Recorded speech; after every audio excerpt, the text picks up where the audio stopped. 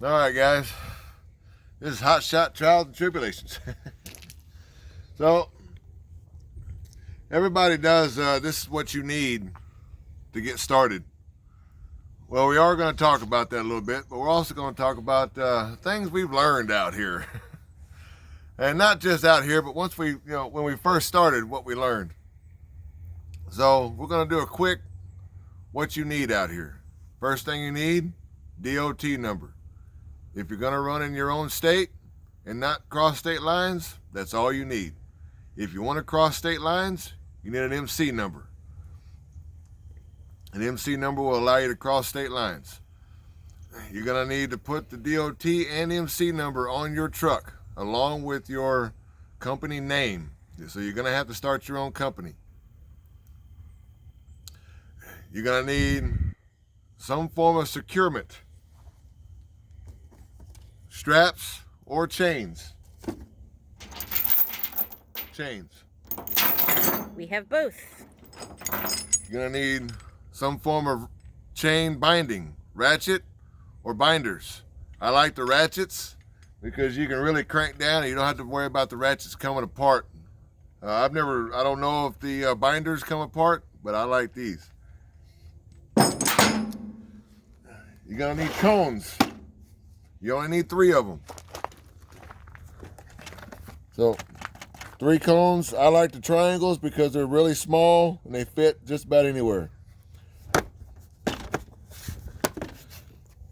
You're going to need fire extinguisher.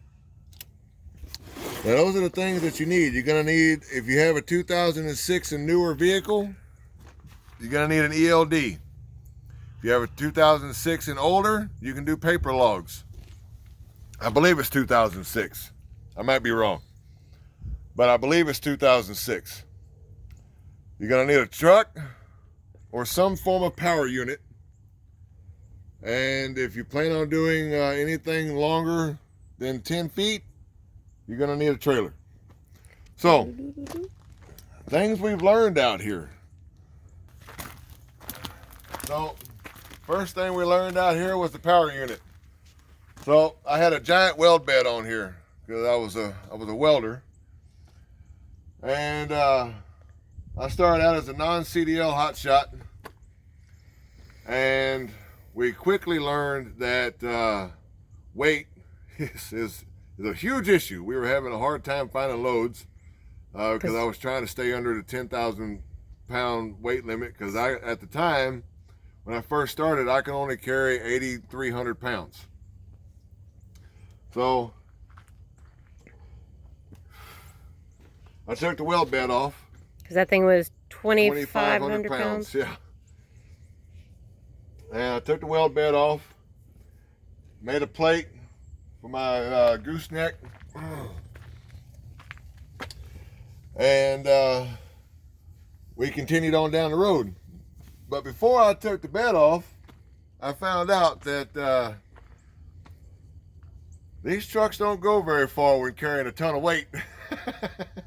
So I found that out pretty quick. So I ended up putting an auxiliary tank on here. And when I first put this on here, I had a valve, just a turn valve, a manual valve. Which is the common one. Which is the common valve. And I would have to pull over, open the valve, and sit there and wait for 15-20 minutes for the tank to fill up. It was a 3/8 line, which came with the kit that you can get. You can get those kits at quite a few places. You can get them online. Northern Tool sells the kits.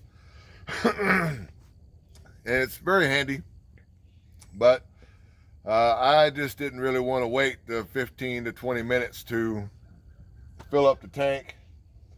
So I found electronic valve, which we have a video on installing it in 3 parts. And so I just flip a switch and keep on driving, and it fills up my main tank, and when it's full I turn the switch off and I just keep on going. Which we realized that we needed one when we had to do a load from Arizona to Idaho, And apparently through Nevada, there's a big chunk of no gas stations. So we had to spend more money going around because we did not have a tank to allow us to go the short way. So, put that sucker on there and put the electric valve on there, and it was great. So that's the power unit. And we can move on to the trailer now.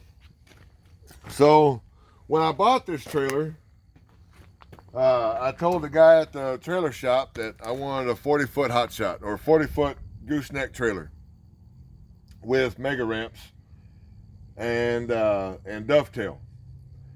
And he said he didn't have one at the time, or he said that they don't make them, is what he told me. And I said, well, okay. If you don't make them, you don't make them.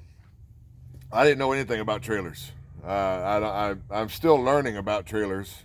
I don't know really what's out there. I'm still researching. So this is a 34-foot. It's a 28 and 5. So the deck is 28. And then if you walk back here. You said it's a 34-foot, but you said it's 28 and 5. Is it? Right. So the deck here is 28 feet. So the dovetail is 5 feet. So from here to here is 5 feet. That's 33 feet.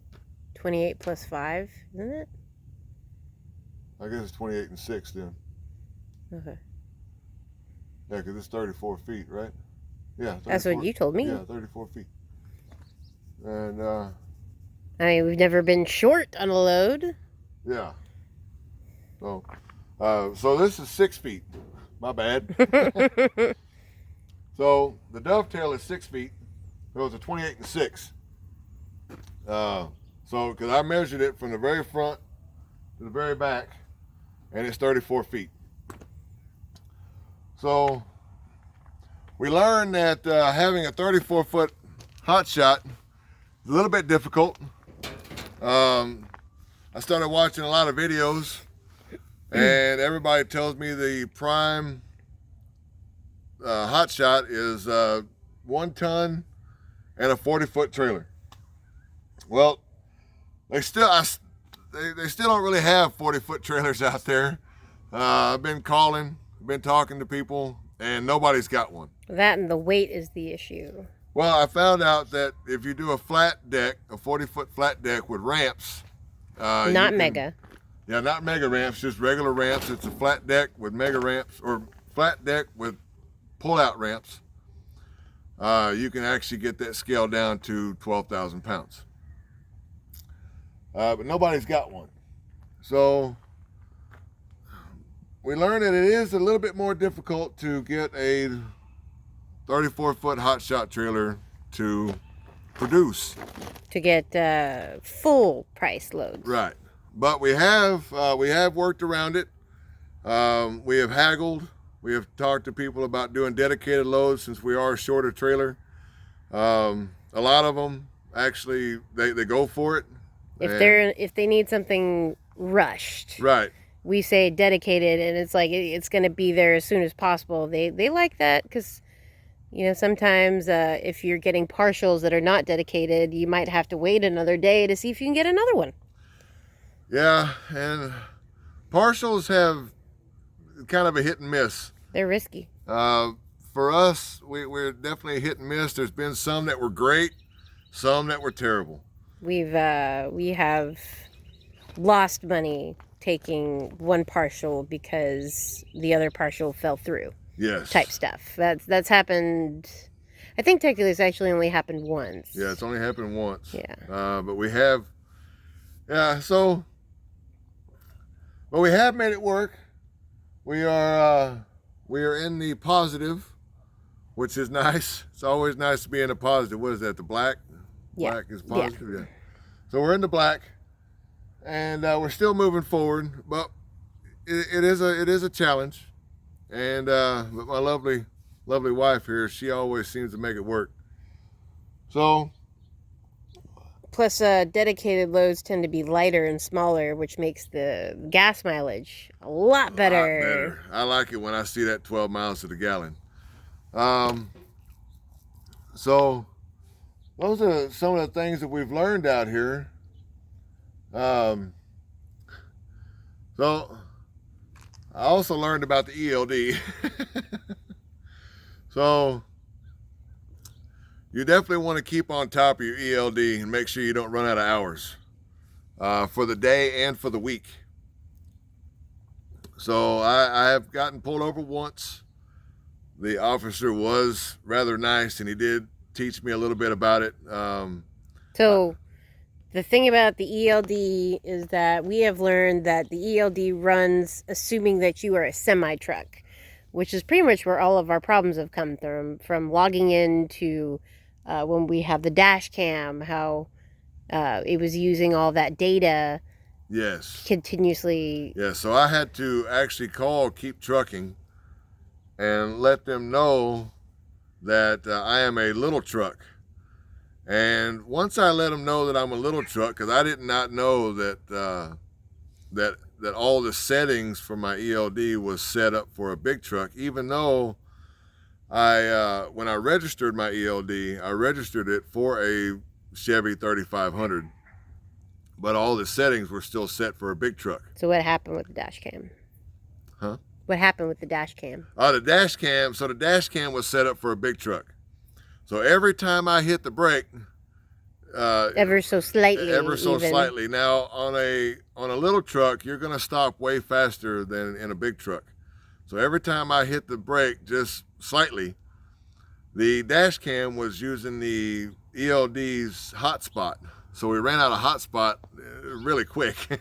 Because apparently, yeah, it is. So once they made it to the small truck, what happened? Yeah, once they turned everything to the small truck, everything worked great. So if you get an ELD for a little truck, make sure that you specify that it is for a little truck and that they change all the settings to go to a little truck.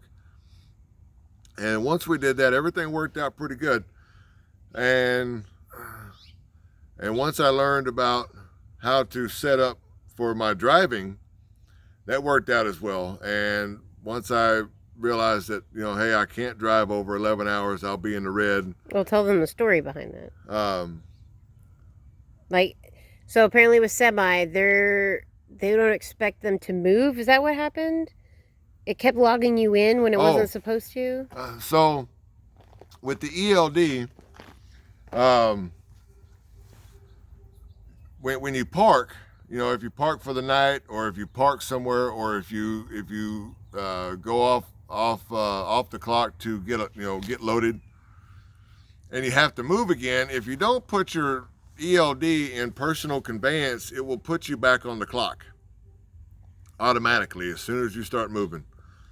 So if you park and you have to move, or if you're getting loaded and you have to move, make sure that you put your ELD in personal conveyance. That's what I learned, because I never put my truck or my ELD in personal conveyance, and I ended up in the red, and I got pulled over on a random inspection. And the officer was actually really cool. He realized that I was new. I was 3 weeks in? Yeah, something like that. And I had no idea what I was doing. And he actually walked me all the way through the ELD, and he did shut me down for 8 hours, but he didn't give me a ticket. So that was really nice. So that's one of the things that I learned out on the road. And we're constantly learning new things. And don't forget about the plug. ELD connection. Oh yeah. So with the ELD, if you order an ELD, make sure that you specify it is for a little truck, because if you don't, they will send you an ELD plug for a big truck, and then you'll have to call them back and get an OBD2 plug for the little truck. We had to wait a week for ours. Because, first we waited a week for the ELD itself. And then we had to wait another week for the plug. Yeah, and we were ready to go, so we just had to sit for 2 weeks just waiting. Yeah, that was and then I found out later that you can do paper logs even though you have a newer truck if your ELD is not working. So we sat around for 2 weeks and I didn't know I could do that. And apparently you can use your phone. Yeah, you can use your phone as an ELD tracker even without the unit box. I didn't know that either. I know that now. So if I ever step into someone else's power unit, I can just use my phone, which is good. And so those are some of the things that we have learned out here. And if there's some other things that you guys have learned out here, Tarp. let us know about that. We have also learned that getting a tarp is very valuable. So we did not start out with tarps. That's a baby. We lost out on a couple of loads that were really good paying loads. He got stuck in Virginia, which he wouldn't have been if we actually had a tarp. And luckily enough for us, we actually got really lucky on this one. We was in Arizona and taking a load to Utah, and they needed a team run. So me and my wife, we drive, but they also needed tarps. And I told the guys that I don't have tarps. And he's like, well, you're the only team load that's called me. And he said, how about I pay for your tarp? And I said, cool. So he paid 75% of the tarp, which at that point, I didn't really mind paying the other 25%. And we got lucky because there was actually a professional tarp. Yeah, there was a shop within 20 minutes from us. Thank God. And thanks to Facebook, I put out a call out on Facebook. Hey, does anybody know where any tarps are near Tempe, Arizona? And quite a few people hit me up. So I appreciate that. That was pretty awesome. And most of the people that are on those Facebook sites are really cool people. Mm-hmm. Of course, you're always going to get a troll every once in a while, but you know, it is what it is. So, and with the tarp, you're going to need the tarp patch kit. You will need a tarp patch kit. We realize that. We did everything that we could to not puncture a hole in tarps. But man, we got a little bitty, just a tiny little, I mean, it's like that big. But a little hole like that can turn into a really big hole really quick. Which luckily you patch it kind of like a bicycle tire. Yes, and that is awesome. And then so with tarps, you need bungees. So we got bungees. And what we did was we cut some PVC pipe and put our bungees on it, and then just bungeed it to the trailer right here to keep it out of the way. And so the next thing you need, so you don't get holes in your tarp, are corner protectors. Now, I had my dad was a truck driver for a long time, and he's kind of helped me along the way. Of course, he doesn't help me until I ask, and I don't know to ask until it comes up. So, found out that baby diapers and duct tape work really great for corner protectors. For one, they're not too expensive, you know, because you don't need to get the ultra expensive diapers. Show them are reusable straps. So the other thing that you can use for corner protectors, if you have a strap that gets a rip in it, you're only allowed so far into a rip that you have to decommission one of your straps. So if you do that, just cut your strap up and fold it in half, and then fold it in half again, and that makes a great corner protector. Which you've noticed, like we also bungeed those around some round metal pieces. Worked out really well. Yeah. And but I also think I'm going to be getting another box of diapers and some duct tape. I really want to try that out. I haven't tried it yet. Especially duct tape. Duct tape's always good for everything. Duct tape is always good for everything. If you can't fix it, duck it. If you can't duck it, well, you know the rest of it. This is our best friend, our BOL box, which we named Bob Orville Landers. Yep, Bob Orville Landers. We use him a lot. But he helps us keep, like, especially if you have a vehicle that has keys or something, just put it in there with the BOL so you don't lose it.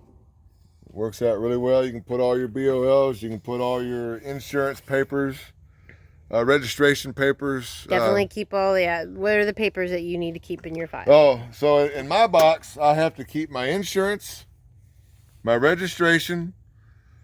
Oh yeah, you need a medical card to be out here. Yeah, medical card too. Yep. So I keep my insurance, my registration, my medical card, and now my inspection paperwork all in here. Her medical card is all in here as well. And those are the things that you have to have on you at all times. Registration, insurance, medical card, inspection papers. Those are the things you have to have with you no matter what. Don't we have authority in there too? No, authority is on our... Oh, okay. So, also... So this is not a must. We have been to quite a few places that had their own wood. But if you have your own dunnage, it very much helps. Some places will charge you to take their dunnage. Yep. Some places will just give it to you. And we have noticed that no broker has ever told us if we need dunnage. Yeah, brokers don't really tell you a whole lot. We have definitely learned that brokers do not give you very much information. They'll tell you if you need a tarp or not, but that's about the gist of it. Maybe chains if it's necessary. They most likely won't tell you if you need ramps, which we have ramps already. We've seen quite a few people show up with no ramps and then they need ramps. We've seen people show up that they need chains and they don't have chains, and we've watched them drive away. So it would be really nice if brokers would actually tell you all of the stuff before you show up. You should also show them your hookup for the trailer that you made for the straps. All right. So what I did to make it easy, so I got a slide rail for my straps. So this makes it really easy, simple. You can take this out, you can slide this back and forth. The cool thing about these is they lock really easy. So as you can see, I can't pull that, but if I move it to the center, I can slide it. Now a trailer place, now I personally welded these on here, but a trailer place will weld these on here for you. They will charge you $140 per rail. I don't know if every trailer place charges $140, but the one we were at did. This one has 3 rails on it, and it's very invaluable to me. And now most places will weld them up underneath here, on this right here. I didn't want mine way up under there. I wanted mine on the edge. So that's where I put them. And I put 7, I got 8 places that I can strap to. And it just makes it very, very simple, very easy. I'm thinking about adding another one right here. And then another one right here. I think that'd be a good idea. That's what I'm thinking about doing. I have some more of that railing. Of course, we also need to figure out the weight of how much that would be. Yeah, because we are a non-CDL Hotshot. We have been kicking around the thought of getting our CDL. We're still weighing out the pros and cons on that. If anybody has any thoughts or anything on that, hit me up.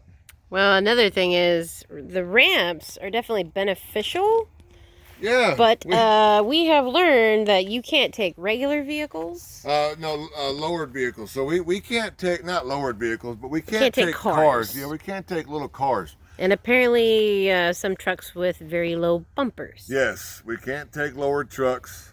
We did take a golf cart one time. Yes, we did. I was actually skeptical, but apparently it's short enough that it drove right up there. But we've done bobcats, trucks, golf cart, backhoes. Not big backhoes, little mini excavators. Yeah.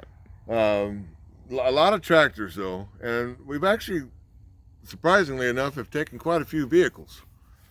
And pretty much, if it'll fit on this trailer, and it won't get me weighed at the weigh station, it'll go on this trailer. Which we've gotten close. We have gotten close, which is one of the reasons why we've talked about getting our CDL. Even if I get my CDL, I will really not want to go over 10,000 pounds anyway. With this trailer. Not just with this trailer, but with the power unit. You just put a lot of strain on your power unit, on a little power unit like that. You know, it is a 1 ton, it's a 6.6 Duramax, but you just put a lot of strain on that, putting that much weight on there. And I really don't want to go through a truck every year. So even if we do get our CDL, I will most likely not go above 10,000 pounds.